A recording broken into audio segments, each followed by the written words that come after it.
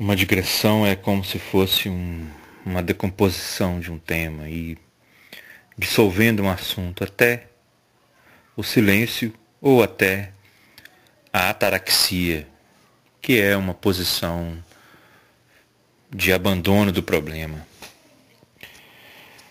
A digressão de hoje vai ser sobre a esquerda, particularmente a esquerda em Minas Gerais, no Brasil. Desde 2013, a esquerda brasileira, os movimentos sociais, os partidos políticos de cunho marxista ou os partidos políticos que têm a perspectiva da crítica, da sociologia crítica, do pensamento dos trabalhadores, da postura das reivindicações dos direitos trabalhistas, dos direitos sociais, dos direitos humanos.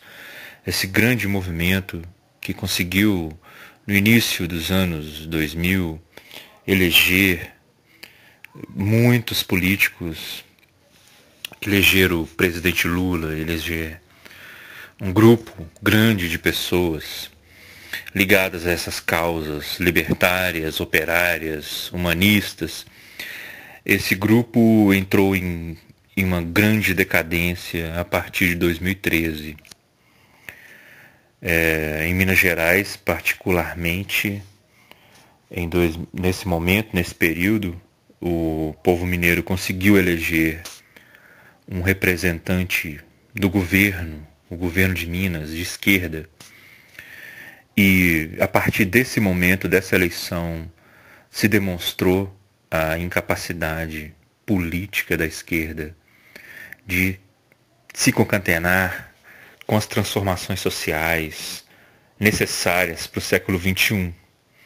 O pensamento da esquerda, representado pelo político, o Fernando Pimentel, eleito pelo PT, junto com a coalizão de outros partidos de esquerda, se mostrou completamente incompetente e incapaz de entender o século XXI, de entender os movimentos populares contemporâneos, de entender as massas contemporâneas, os apelos, as necessidades. E a partir de então, nós temos uma desarticulação. Depois de uma década inteira de presença política, de conquistas, começa o declínio.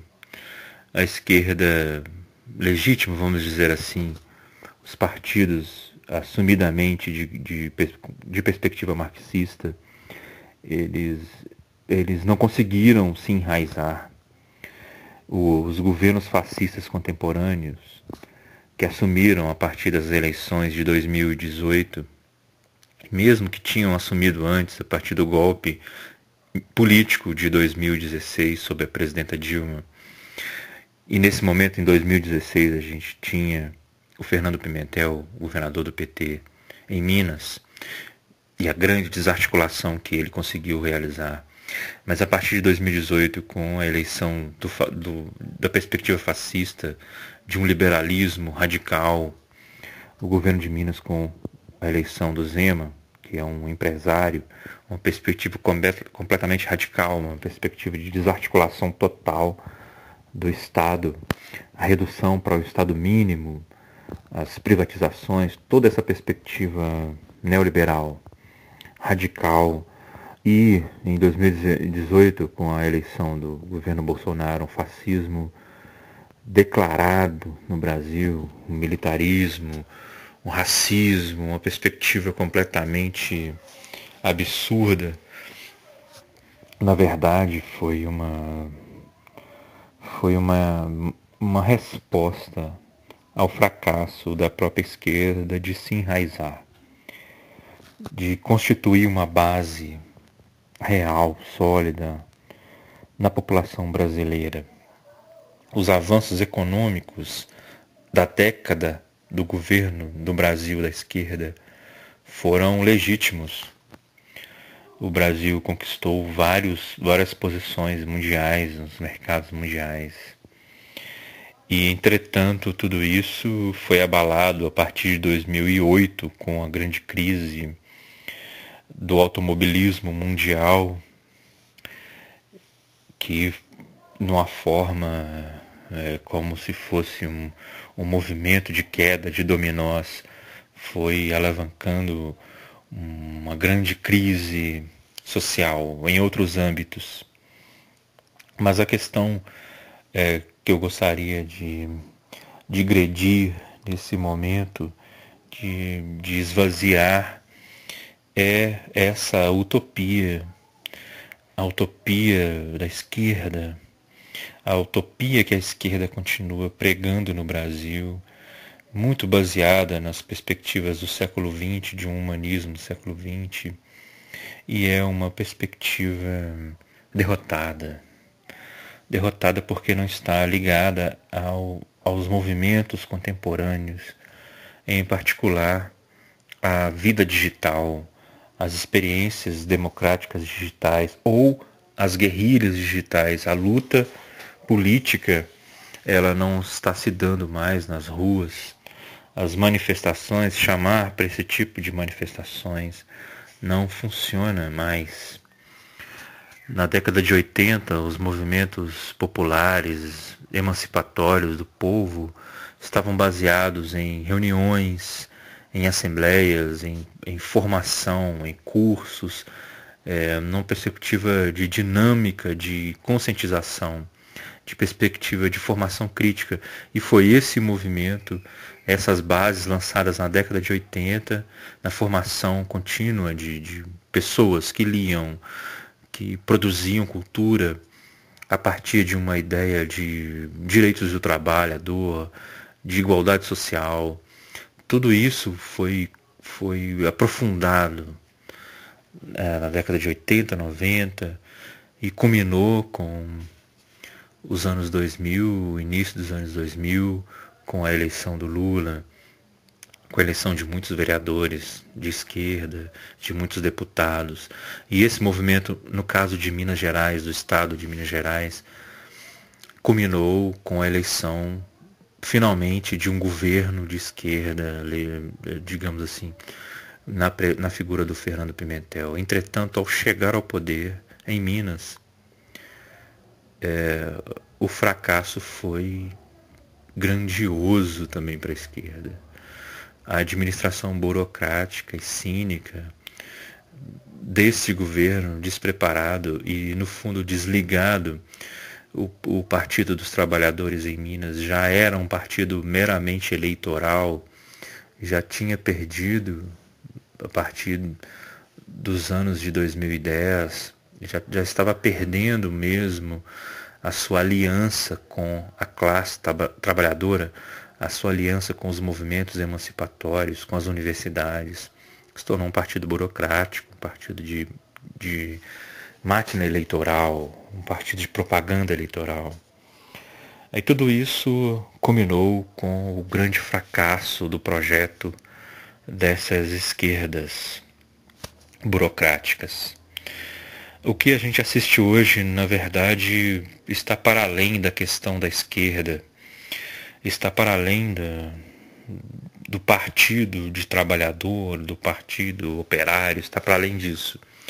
O que nós temos hoje é um contexto de ou a perspectiva humanista se estabelece, se enraiza, ganha força para poder derrotar o iminente fascismo, a iminente radicalização da opressão cultural, intelectual, política, militar, em todos os campos que o governo Bolsonaro representa, assim como o governo Zema representa, ou há uma resposta humanista sólida do povo brasileiro, sólida da população, dos professores, dos intelectuais, ou para além de partidos políticos de esquerda, se constrói uma perspectiva humanista que desmascare, que esclareça com muita distinção, com muita crítica, os movimentos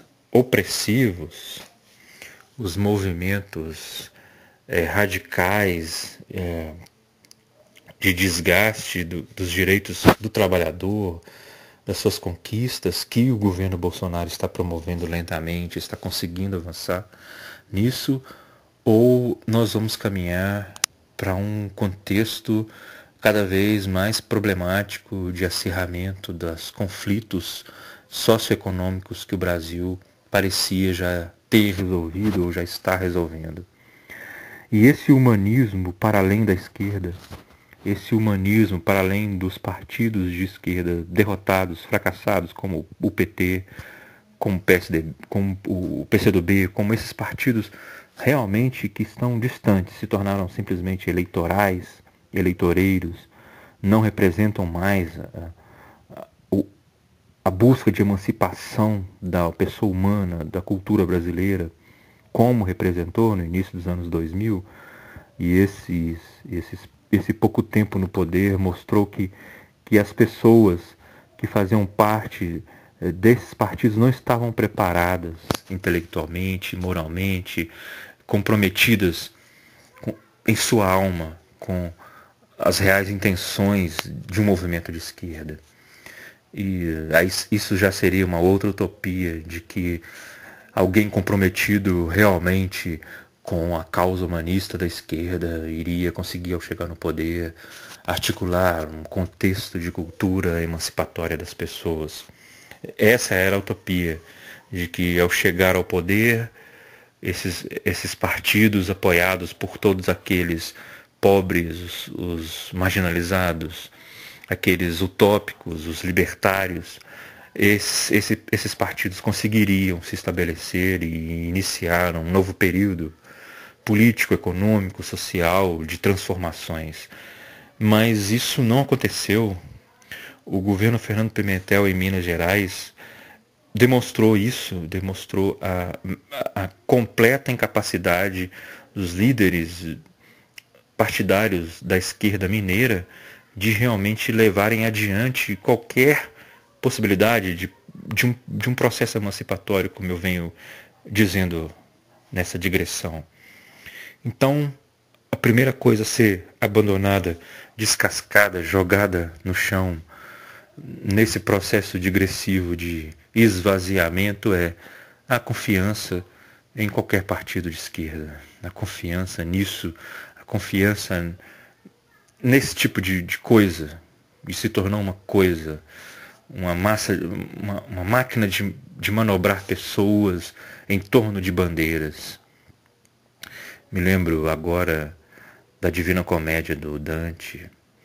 Em um dos locais do inferno, demônios carregam bandeiras e as almas infernizadas seguem esses demônios no meio do fogo, do sofrimento, seguindo eternamente bandeiras infernais.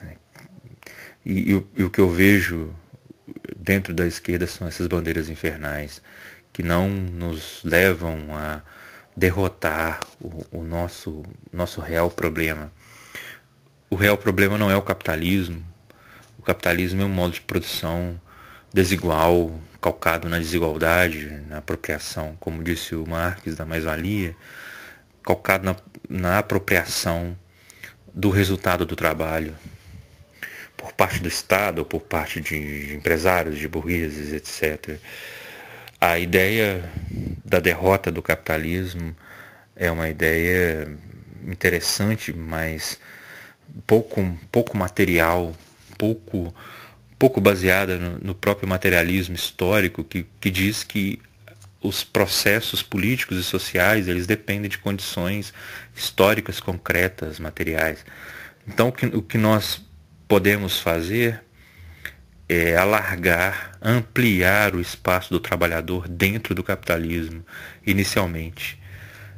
E essa ampliação, ela era uma ideia dos partidos de esquerda, era no início dos anos 2000, ou na década de 90, era uma perspectiva até muito criticada. Vamos assumir o poder não para vencer o capitalismo, mas para ampliar o espaço do trabalhador dentro do capitalismo.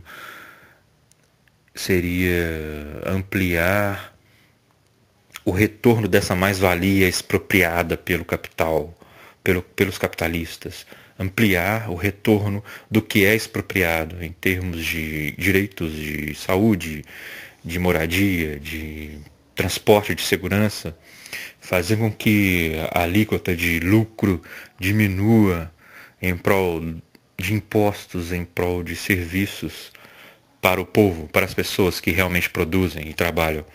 Essa ideia de transformar o capitalismo, ao invés de simplesmente lutar contra ele, destruí-lo e construir um outro sistema, é uma ideia interessante, é uma ideia importante. Porém, jogando por terra, digredindo isso, eu diria que os partidos de esquerda fracassaram nessa perspectiva. Não conseguiram, pelo menos nessa segunda. Estamos na segunda década do século XXI, pelo menos nesse instante, não é possível, não conseguiram, fracassaram, não têm condições. Então, abandonemos um pouco a esperança na esquerda, ainda que a gente deva continuar com a crítica radical ao fascismo do governo Bolsonaro e de todos os governos, como o do Zema, que buscam a ideia de um Estado mínimo, buscam a ideia de um controle da população em termos da violência policial, de uma marginalização grande de certos grupos sociais, e de uma diminuição dos direitos, de uma ampliação do potencial de lucro sobre a expropriação do trabalho, pelo menos pelo menos do ponto de vista de uma transformação. A busca é de um humanismo mais radical, o retorno ao homem, o retorno às condições fundantes da experiência humana, que não estão necessariamente na esquerda, que não estão necessariamente no ponto de vista de partidos de esquerda, que já se demonstraram, pelo menos nesse instante político, em Minas Gerais, no Brasil, demonstraram ser apenas uma variação do jogo político, sem uma real capacidade ou força de transformação social. A greve dos professores que Minas Gerais observa desde o início do ano, ela é parte dessa grande derrota da esquerda mineira. Os professores entram em greve, a educação vira um grande problema, os alunos perdem, o Estado não se transforma, e nós temos aí a greve dos professores auxiliando na depreciação da própria qualidade do ensino. O Estado já se adequou a todas as formas e estratégias de luta da esquerda. Tanto que a greve dos professores ela nem é mais temida pelo próprio Estado, que já articula a forma dos professores pagarem a greve. Então, essa semana chegou na escola o calendário de restituição de aulas que o próprio Estado elaborou, sabendo que os professores vão entrar em greve. Então, é um jogo inútil, é um jogo que mobiliza professores, que estressa, que desarticula processos pedagógicos. Os professores ficam em casa assistindo televisão, uma minoria vai lá com as bandeiras, seguindo como no inferno dantesco, seguindo os grandes demônios vermelhos, que são aqueles que realmente se nutrem disso. A cada greve de professores fortalece a candidatura das lideranças.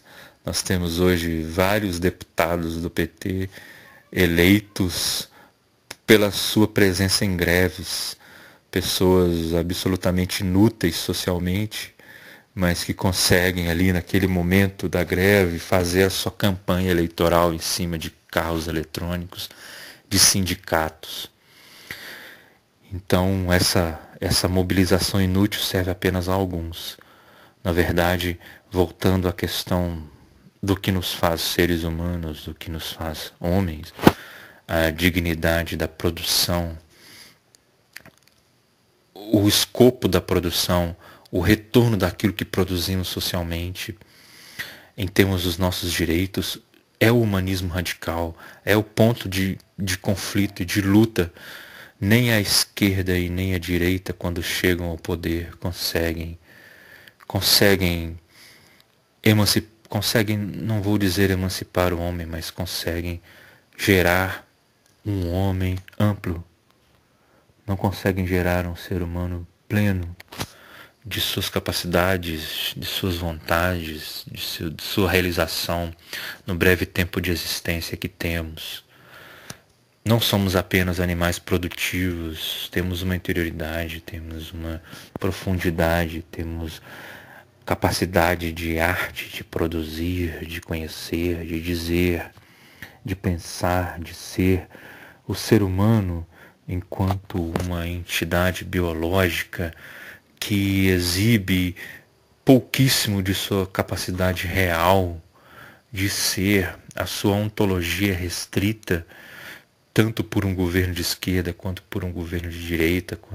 Então, as formas políticas oferecidas contemporaneamente não conseguem revelar na sua forma de operar o ser humano. O humanismo, então, ele precisa ficar nu, ele precisa se despir, ele precisa abandonar essas utopias derrotadas e vislumbrar uma outra perspectiva. A quantidade de conhecimento que a internet oferece, por exemplo, a presença do humanismo na internet, a forma como as crianças e os jovens podem se emancipar intelectualmente através da internet.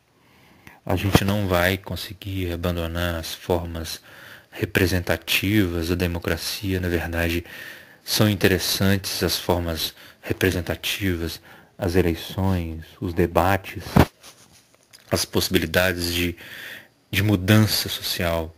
Quando eles restringiram a presença dos candidatos, os comícios eram problemáticos realmente, porque se tornavam grandes shows e a massa ia nesses shows. Não, era uma mistura de entretenimento ideológico e política. É problemático. Mesmo que atualmente as igrejas cristãs façam isso nos seus altares, né, com cantores gospels ou católicos que arrebanham multidões, e ali no meio daqueles shows e pregações eles incutem ideologias políticas, apresentam candidatos, mostram os ungidos, etc. e tal. Então não seria essa a questão, mas o espaço virtual é o grande espaço democrático hoje.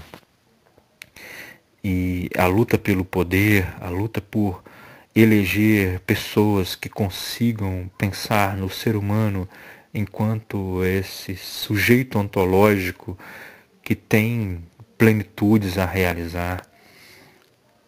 Esse espaço virtual, ele é um espaço importante, ele é um espaço interessante de formação, de conscientização.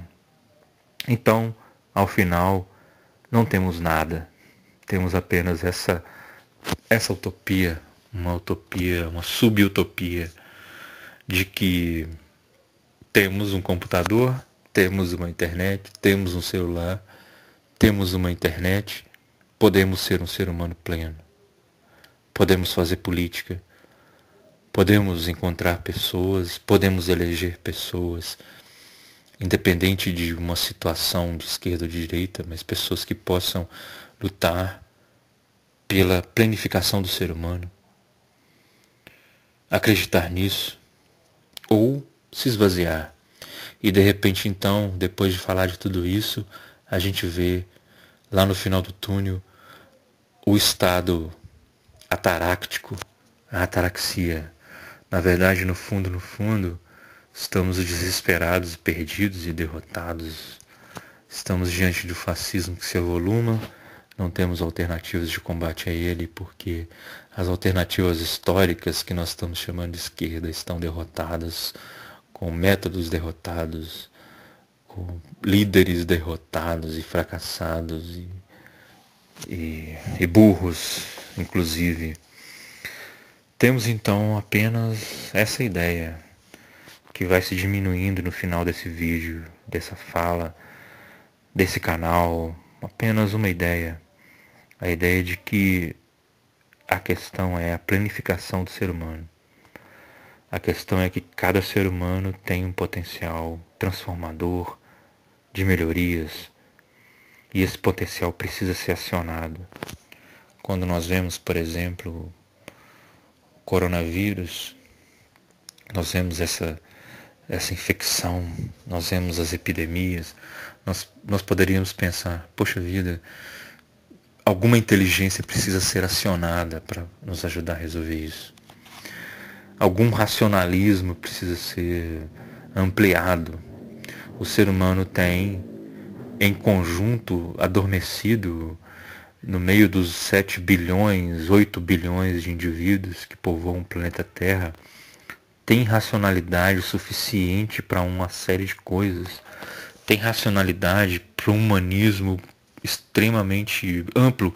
Isso é um otimismo, mas é um otimismo que se baseia na minha própria condição de ser humano, porque eu olho para mim e digo, há muitas coisas que eu poderia fazer, há muitas coisas que eu como indivíduo posso fazer, posso ser, posso pensar, posso realizar, posso construir.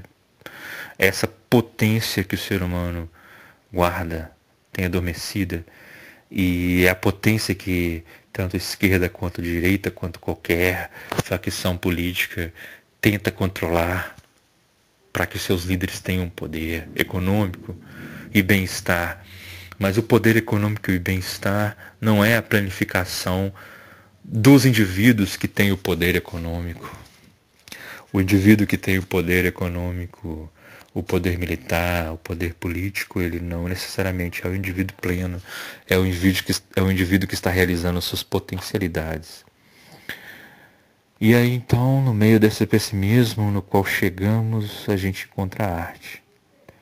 A arte é o que podemos deixar no mundo. A música, a pintura, o artesanato, a escultura, a tecnologia, a literatura, a ciência, as criações humanas, os degraus que nós podemos pavimentar para os novos indivíduos, a doçura das crianças. A criança é o indivíduo, é o investimento, é a alegria. Então, é só olhar a criança feliz. E não tem mais palavras. Essa é uma digressão. Não tem mais palavras.